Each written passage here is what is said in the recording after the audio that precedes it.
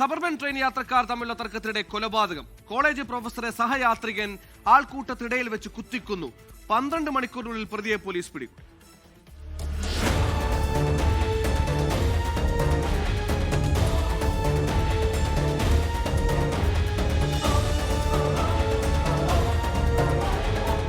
ഇന്നലെ വൈകിട്ട് 6 മണിയോടെയാണ് നഗരത്തെ ഞെട്ടിച്ച സംഭവമുണ്ടായത്.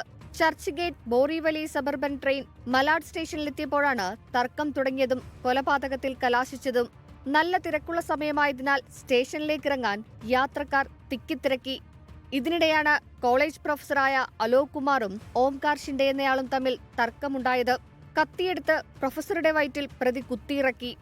ആശുപത്രിയിലെത്തുമ്പോഴേക്കും അലോക് കുമാർ മരിച്ചിരുന്നു. വെപ്രാളത്തിൽ പ്രതി ഓടിമാറുന്നതും യാത്രക്കാർ ബഹളം വയ്ക്കുന്നതും CCTVയിൽ പതിഞ്ഞു.